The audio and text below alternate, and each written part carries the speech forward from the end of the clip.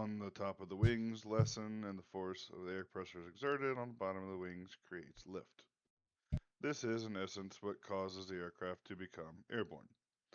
The cause is generally attributed to Newton's third law of physics: every action has an equal and opposite reaction. Do we need to record this, or before you get to further Biter's doing input? it. Colonel Biter is recording, I believe. Yep. Okay, cool. So, as now it's page 4. Bishop, you want to read Bernoulli's principle? Yeah, you can hear me all right? Yes. Bernoulli's principle: if the velocity of a fluid increases as the pipe narrows, there must be a net force causing the acceleration. This unbalanced force is due to a difference in water pressure in front and behind. The pressure behind must be greater than the pressure in front. Bernoulli's principle: the pressure in fluid decreases as the fluid's velocity increases. Lift on an airplane wing: air flows faster over the wing than under it. Pressure above the wing is less than under it, and net force upward causes lift.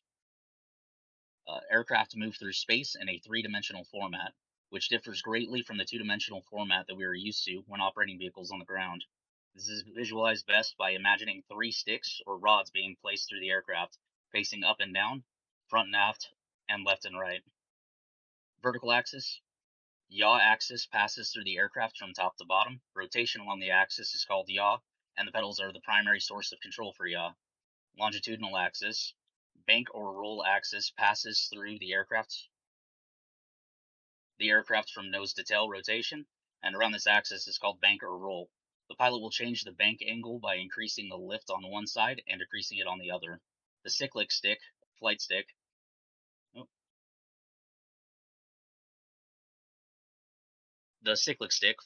moving left and right, is the primary control for this axis.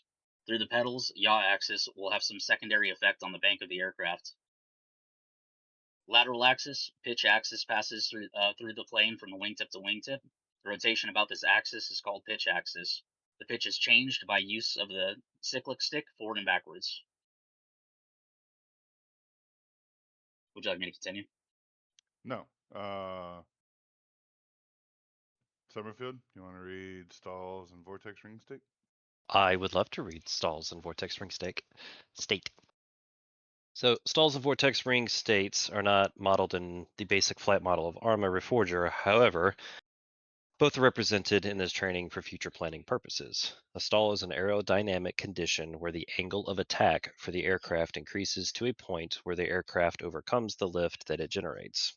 Generally, this occurs when an aircraft is attempted to ascend to an altitude or using a pitch above the power that the aircraft is able to sustain. Fixed-wing aircraft tend to have this issue when taking off or during basic fighter maneuvers when they want to ascend rapidly to get behind their opponent. It is important to understand that stalls can occur at any speed and are primarily the result of lack of lift rather than a decrease in speed. Typically, stalls occur due to a disruption in the lateral flow of air over the wing. Correcting a stall involves returning the lateral flow of air over the wing, generally by decreasing the angle of attack and increasing the speed of the aircraft. A vortex ring state is the occurrence of the helicopter operating within the disrupted state of air where the rotors are operating. The main rotor of the helicopter will deflect and disrupt air underneath its rotors and wings, which causes uneven air for the rotor to attempt to generate lift on. This can be likened to hydroplaning for a car. The wheels become disassociated from the traction-controlled surface, and the ground vehicle loses control of its lateral movement. A vortex ring state is recognized by a sudden descent and difficulty in regaining, I assume, altitude. The fix for the vortex ring state is to recognize the state that has occurred and then to move the aircraft out of the disrupted air, typically by moving the cyclic forward enough to leave the disrupted air and regain control over the aircraft. Okay. I realize I have to fix that. Okay. Thank you to both of you. Airbase familiarization. Airbases, airports, and airstrips are common reference points for landing an aircraft and performing maintenance, refueling, and rallying troops on. Looking at the above photo for the airport in Saint Philippe, Emeron, we can see several features that translate to other airports by common features. So, for those of you who have it, Spice, I know you're driving, so don't try and look at this while you're driving. Just please stay safe. The runway is the large paved feature with numbers and lights on either end. This is where fixed-wing aircraft drive down to accumulate enough speed to generate lift to leave the ground. Rotary-wing aircraft can use the runway to take off or land, depending on the pilot's experience and their needs. Runways are labeled by their 360-degree positions in two-number format. For example, runway 36 is facing north at 360 degrees. Runway 18 is facing south at 180 degrees, and etc. Taxiways are meant to be ground sections where aircraft are able to travel to get to the end of the runways to start their takeoff. Taxiways are generally labeled with the phonetic alphabet, so Alpha, Bravo, Charlie, Delta, things along that line. There is no universal naming convention for taxiways, but we generally label the leftmost taxiway by visual means on the on the map as Alpha and move from that point on. Aprons, ramps, parking, and staging is the area where the aircraft is parked and available for maintenance personnel to perform their maintenance, refueling, staging for troops, or just to leave the aircraft when the mission is over. The runways and taxiways are marked by lights, which should be visible from the air. If they're not, good luck. Runways are lined with white lights with central yellow lights. Green lights may also be present at the ends of the runways, and red lights indicates areas not to go down. Taxiways are lined by blue lights usually. Some areas may vary. Aprons and ramps have no standardized markings but can have vehicles pointed inward with lights activated or to have generator lights pointed inward towards the middle to illuminate the parking areas. So the picture is a standard picture of what a runway would look like. The green line is normally where a fixed-wing aircraft would not try and touch down before the green line of lights. They usually have the aim point right past the long row of white separated lines. That way they have the entire runway they can take from. Rotary, we get to just be fancy and kind of taxi our way down, and because apron taxing or wheel on ground taxing and reforger for us is not really a thing. It used to be in A3, but not here. But any questions on anything so far?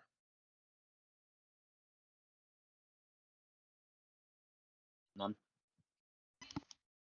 Nope. Spice, you good? Are you at least hearing us, Spice? Good. Okay. Yeah, I'm hearing you. Nope, that's all I want to make sure. So radio procedures. So there is a significant importance placed on the flight of an aircraft, communication with other aircraft, communicating with other aircraft, what the intentions of your aircraft helps the others make their decisions in flight and on the ground. We will use one of two types of communications when near an airport or a forward base. The first one we reach is ATC, or Air Traffic Control. ATC is a terminology for a single person coordinating the aircraft in the air while being on the ground. This person is responsible for giving instructions to the aircraft and to the aircraft relating their instructions back to them to ensure the understanding of the instructions. Bishop, would you like to be Buffalo 1, and Top, would you be Philippe Tower? Yep. Philippe Tower, this is Buffalo 1 requesting startup. Buffalo 1 Tower, you're cleared to start engines. Philippe Tower, Buffalo 1, cleared to start engines. The flow of the conversation should be 1. who you are contacting. 2, who you are. 3, what you're requesting. And 4, read back after receiving instructions. The importance of communicating with ATC is evident when you understand that there are, at times, many aircraft in the area who all have needs. The ATC depends on you to do what you are saying you are going to do, and to also follow the instructions that they give you. It is also important to read back the information that you are given to ensure that the ATC knows that you have received and understood the message. All right. Top, you want to read CTAF? Yep. So CTAF, Common Traffic Advisory Frequency. Where an airspace doesn't contain a controller, the aircraft must utilize the Common Traffic Advisory Frequency, CTAF, which provides a simple method for ensuring that the communication between aircraft continues while landing and moving around the airport. This style of communication requires that the pilots themselves become responsible for coordinating their own movements and advising the other traffic of their intentions. And then we have an example. So Philippe base traffic, Buffalo 1 on approach for helipad 1, Philippe base traffic. And then Philippe base traffic, Buffalo 1 wheels down at helipad 1, Philippe base traffic. As you can see from the above example, Buffalo 1 is telling others in the area what their intentions are, and they identify who they are, where they are, and repeats the location at the end. The rationale behind this portion is if the only thing other pilots hear is the location, they can ask clarifying questions about who is in the area and do the process again. Everyone should feel comfortable asking questions from each other and not feel bad about not asking. If you don't know, the expectation is that you ask and clarify. This goes from the lowest level of the fire team all the way up to the regimental leadership.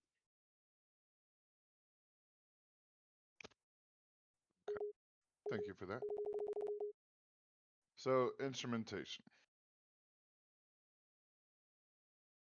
In the photo of the UH-1 Huey, you can see several instruments that will help you in your flight. One is an altitude indicator. The large gauge in the middle indicates the pitch of the aircraft. There are reminders to say climb, first dive, which is to all who should know. Everyone should know which one all of these are. Oh, and my bad, it's not an altitude indicator, it's an attitude indicator. I mispronounced. Barometric altitude. To the right of the attitude indicator is the barometric altitude of the aircraft. This is expressed in feet. It's going to vary based on what airfield you get to, or where maybe a mob or fob, whatever you're going to, because everything is based on elevation from sea level.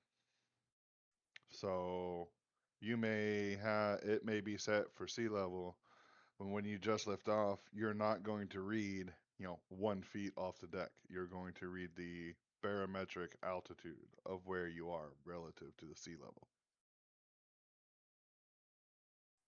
Airspeed indicator. To the left of the air attitude indicator is the airspeed indicator, expressed in knots per hour.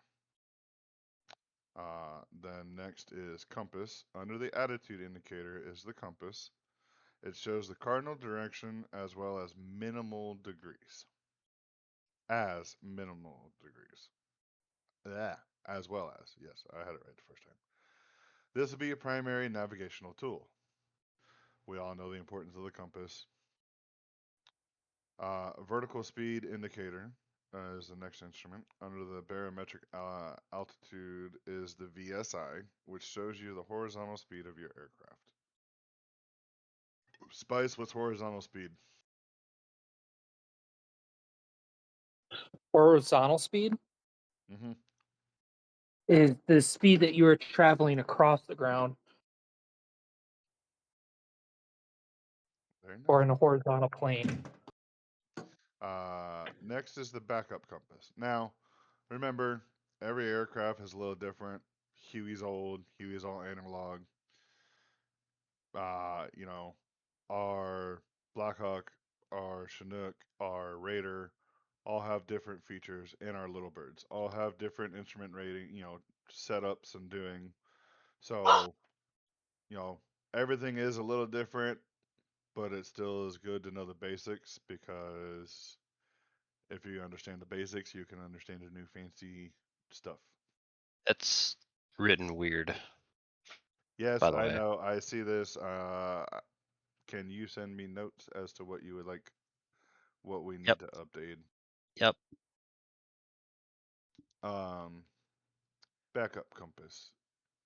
To the right of the VSI, this is a backup cardinal compass to be used when instruments are unavailable. Center indicator. Under the compass, this shows the orientation of the nose compared to the tail rotor. And then the level indicator. To the left of the center indicator, this instrument shows the level of the aircraft.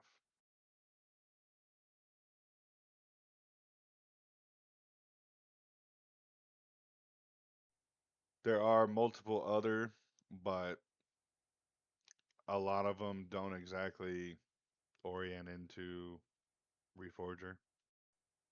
Um, so not really. We'll move past these. They are not really something we need to worry about for Reforger at this time. Maybe in the future, but at the present moment, not right now. Instruments tell the pilot and crew vital information about the aircraft, about how the aircraft is functioning. When there are emergencies on board, the instruments show more information than what visual identification will do. All right. Bishop, would you like to read navigation? Navigation. Most of the navigation that we do with Armor Reforger will be done with a term called pilotage, which refers to navigation by reference to landmarks or checkpoints, except over water. That often is used in conjunction with deduced reckoning. Deduced reckoning refers to navigations made solely by means of computations based on time, airspeed, distance, and directions. Other tools that you will be able to use is the map, compasses, and visual landmarks to navigate your aircraft from one part of the map to another. This is the most common type, which we refer to as Visual Flight Rating, VFR. Most often, navigation will be done by use of visual reference, but there are occasions where storms and nighttime conditions require the use of instrumentation to navigate, rather than the usual or use of visual references. This is referred to as Instrument Flight Rating, IFR. Now, the reason why this is imperative is there will be moments that you can't just look out the cockpit glass and see what you're looking at. You're going to have to be able to look down at your instruments and trust your instruments. Um, this will be on a test. Um, it is one of the requirements for getting your wings. You will have to do an IFR flight.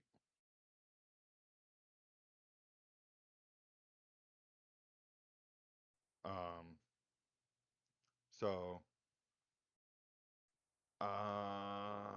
Spice, are you home yet? I am, but my dog's made a mess, so I'm still listening as I'm going. Okay. Uh, all right. So the next section, which is aircrew procedures, top.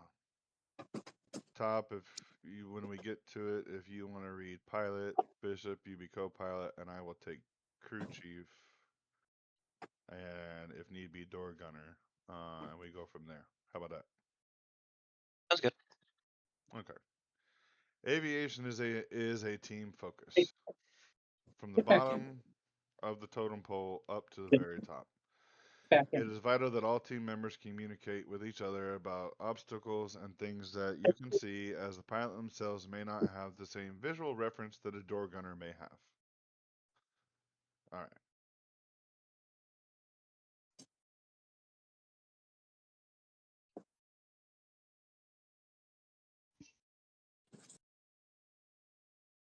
Top. I forget. Was I supposed to go first? Okay, my bad. I got short-term memory. Pilot, ultimately responsible for the entirety of the aircraft and has the added responsibility of flying and landing the aircraft. Most pilots choose to handle communications with ground crews as well as other aircraft, but this is not the designated responsibility of the pilot. Pilots are generally also responsible for the forward-facing fixed weaponry, as it requires input from the pilot to engage targets. Co-pilot, generally responsible for navigation and operation of any of the movable weaponry on board the aircraft. The co-pilot is responsible for taking control of the aircraft in the event of pilot incapacitation, as well as communicating with ground and air forces. What'd you learn? Stop being fucking Mute your stupid. mic.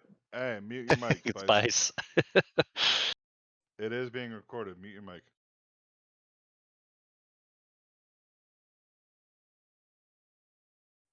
Crew chief. The crew chief is responsible for the loading and unloading of troops and equipment from the aircraft.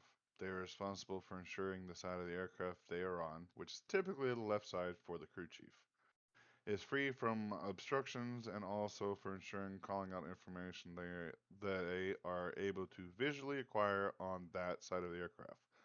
Now, I didn't put in here that the crew chief, the crew chief is normally responsible for two things: the left side and the tail rotor. So you will look at your left side and then you will look back to make sure that the tail is clear of any obstacles as well.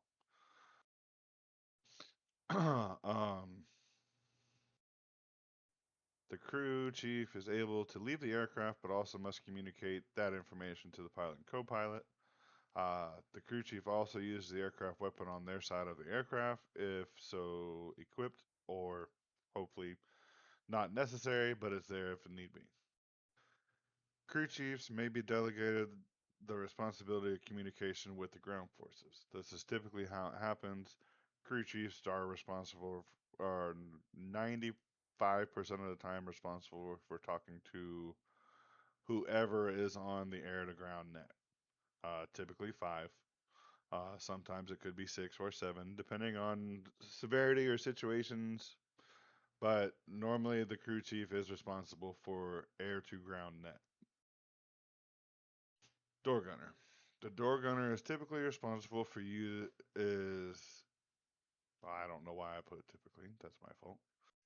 The door gunner is responsible for using the aircraft weaponry on their side, on their designated side of the aircraft, and for ensuring their side of the aircraft is safe to land. They are responsible for calling out information they are able to visually acquire on their side of the aircraft.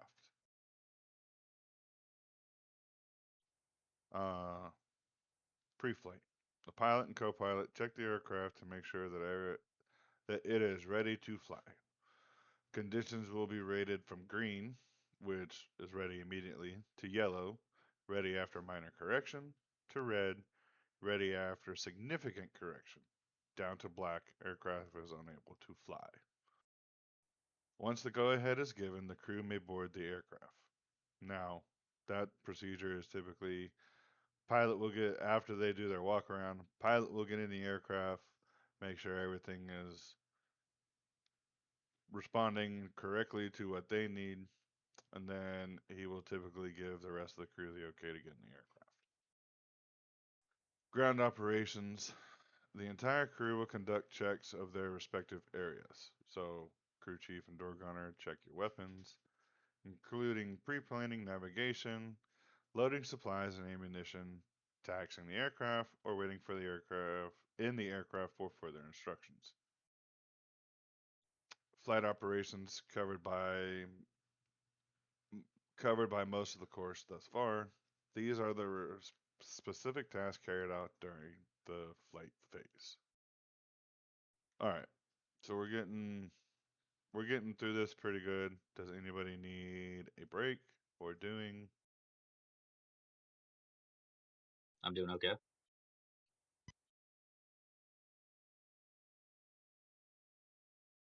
No, I'm good. All right. Spice, you at your desk yet?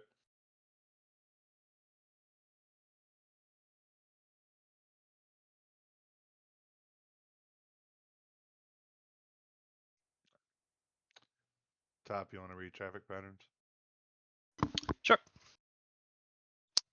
The traffic pattern can be summarized as the way aircraft are supposed to fly around the airport.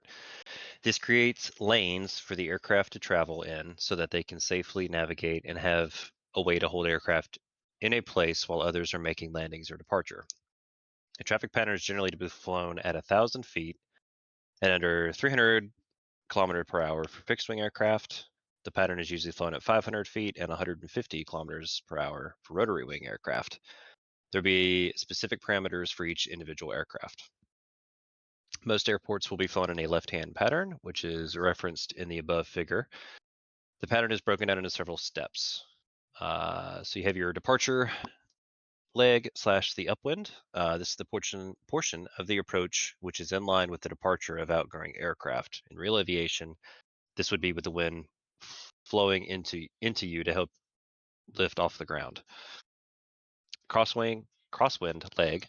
The crosswind leg is after the first 90-degree turn from departure. This typically takes a few seconds for most aircraft.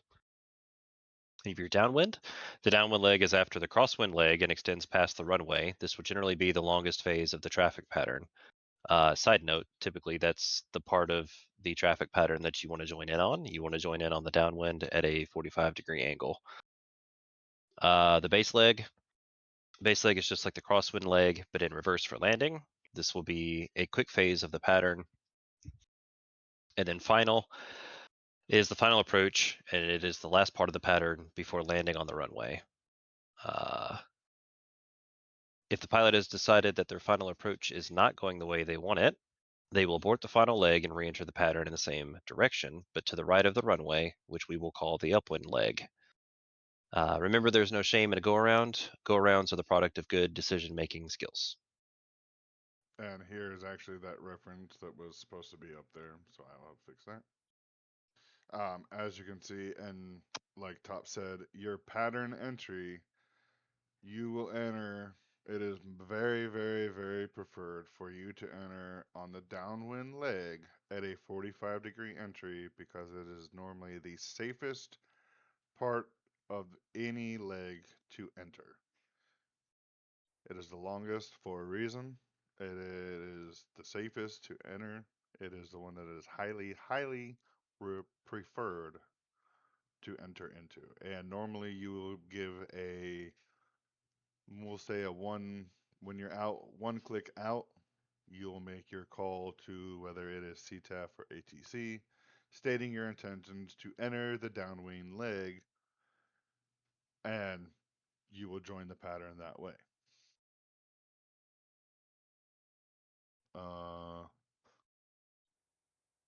Bishop, would you like to read Bullseye?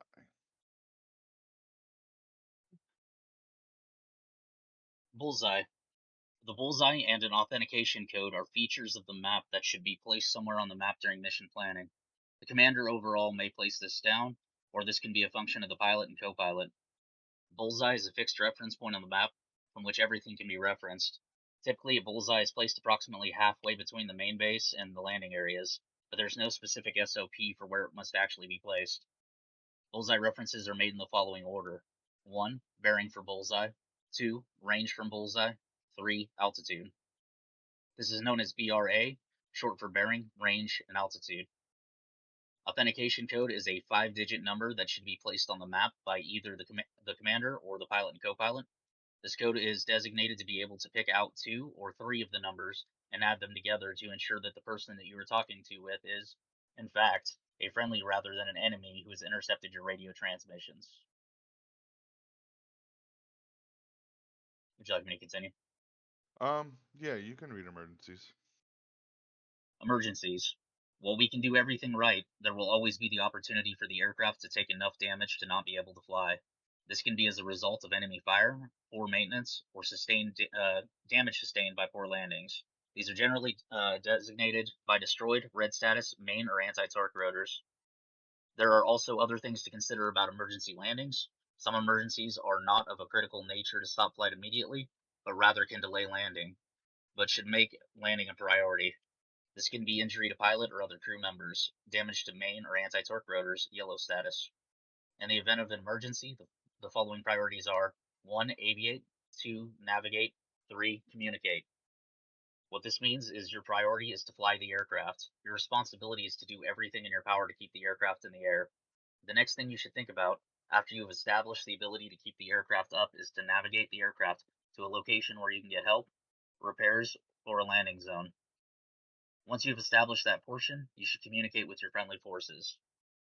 Communication with friendlies takes place via one of two styles. 1. Pan-pan, urgent but not life-threatening emergency. 2. Mayday, life-threatening emergency. In both circumstances, you should identify what type of emergency you're experiencing, who you are, your current location, the nature of your emergency, and your intentions. Alright, so for these two, Pan and Mayday, you will, if you have either of these two broadcast, you will go to, typically, the pilot will do it on the air to air net for any other helicopter or asset in the air to know that they are going down or that they have a problem. Crew chief will be responsible for letting the ground crew know, hey, he'll broadcast over the net. And the way to do this is you'll hit your net and you will say, pan, your aircraft number. So say you'll state pan, this is Buffalo 1, pan. You will try and repeat it at least twice, but you have to say it 3 times each time you say it. Same as Mayday. You will say Mayday. You will identify which airframe you are operating and state the issue. Normally, um, right now, we don't have many issues that we can actually control the aircraft from. Tail rotor is about the only one. But it's also it's also an indicator to let everybody know, hey, one of our airframes has an emergency, um, and things will escalate from there as far as anything else that aircraft will need. So, any questions or comments? Top, I know you have some. I'll take those in a message so I can implement them. I know you do, sir. Yeah, just a couple things. Yeah. I mean, would you, if you want to, you can share them now. No, we can Meet up afterwards. we can chat. Yeah, we can chat after. It's not anything that was necessarily wrong. I think it could be explained a little better, I guess. No, understand. If everyone can, or if possible, let's do at least a 15 to 20 minute in class to go around what ground school, what we just covered in ground school as far as on the ground with the aircraft, looking and doing and making sure that everything is safe. So let me get in and see if I can get a server. TS1 is empty currently. Okay, if everyone can get to TS1, that would be phenomenal.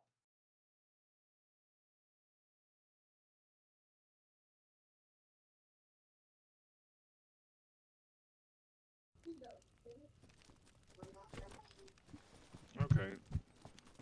Biner, do we update the freaking passwords for admins? No, you should just be able to log in. Hashtag login.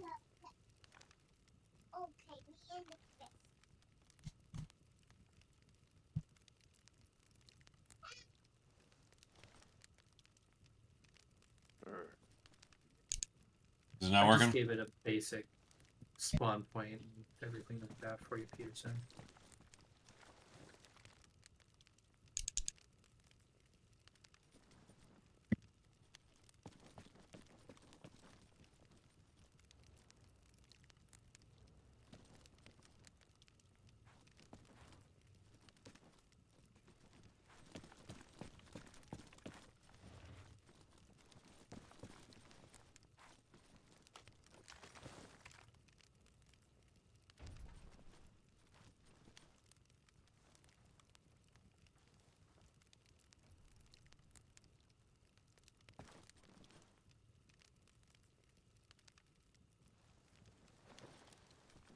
Are we going in-game comms? We can. Okay. I'm gonna go change over to in-game.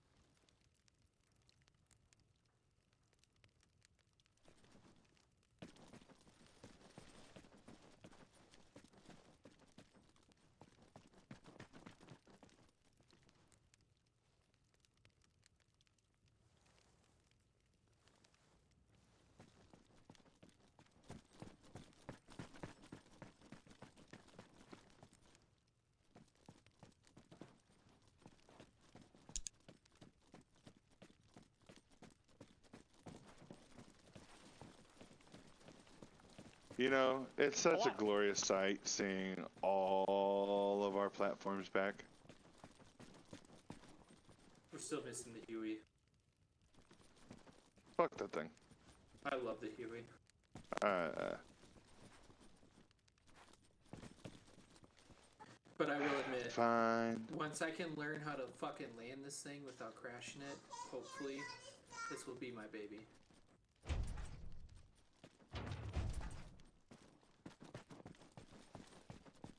There's your dinosaur technology.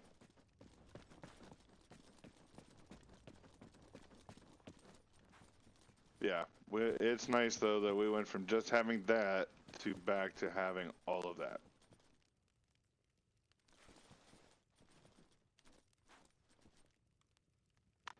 We're waiting on Bishop, and then we'll get started. Hey, Peterson, Undeaf, and Bishop's calling for you.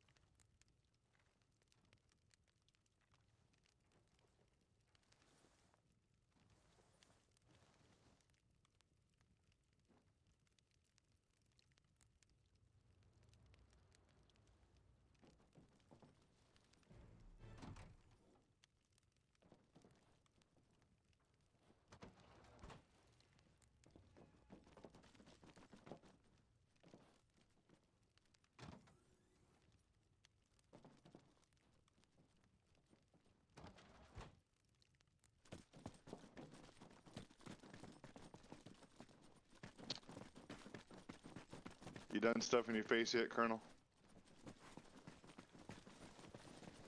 That means no. He's still eating.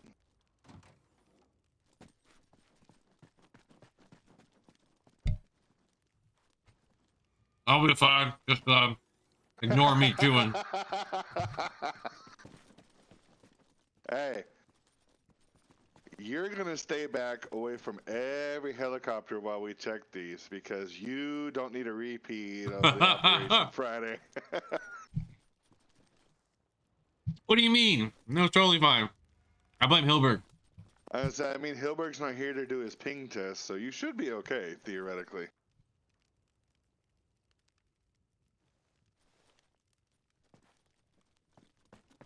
I'm sorry, I had not laughed that hard in forever. Alright, so we're all here. So, the in-game portion is not going to be long. It is just, we're going to get familiarized with the process of what it would be for ground school. Of walking around your aircraft, and understanding the difference between having, even right now, if we don't have anybody in that tower playing ATC or Pegasus, everyone will be CTAF. Everyone knows the difference, right? Colonel, I know you do. Top. Okay. So, when you do your in-game portion, you will walk up to the aircraft. And so this is something that also should be done. We don't have it as bad as A3 did, because A3 sometimes the shit would be spawned through the ground, and then if you try and lift off, you'd blow up. So all bad. And it's normally the pilot and the crew chief, at least. If not, that's tend to who's gonna be. Pilot and crew chief will start from the nose where Spice is. You will walk around your aircraft together to make sure that the aircraft is in a visual operational order. Do not get in the aircraft until the pilot and the crew chief agree that everything looks good. Pilot gets in the aircraft to make sure that the aircraft itself is in operational order. He can turn everything on, except for starting his engines. Sometimes some of these aircraft will be a little glitchy if somebody gets in before the pilot. Some shit doesn't work. So make sure that the process stays. Pilot and crew chief do their walk around. When the walk around's done, pilot gets in the aircraft. Make sure everything works, and then the pilot will give the crew chief the okay to state that the aircraft is ready for boarding. Pilot will give his crew the okay first. Ground crew is not to board until the crew chief says they are cleared to board. So they will do their staging on either side, or back in this case of the Chinook. No one is to enter the bird without authorization. Crew doesn't enter until the pilot says so. Troops don't enter until the crew chief says so. Crew chief, from this door gun back, the crew chief rules the aircraft. Plain and simple. So you'll start your walk around. You would look, make sure that the rotors are all, digitalized, spawned in. There's nothing in the way of any of your tires. Your ramp, make sure that the ramp and the hook also did not clip through the ground, because it has done that once before to me. You'll come back here, make sure that the ramp actually operates, not stuck. Make sure you can walk on this without actually, blowing up after the pilot says you're good to go. You just visually make sure that there's nothing that looks too out of the ordinary. And this goes the same for every aircraft that we have. If you're with a Blackhawk, pretty simple. There's nothing really to feature on the outside to worry about. Make sure, same thing, nothing in your way.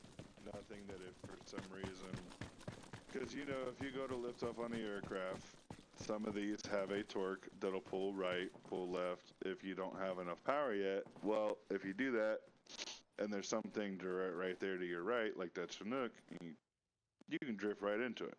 That equals a bad day. Ground troops get pissed off at you.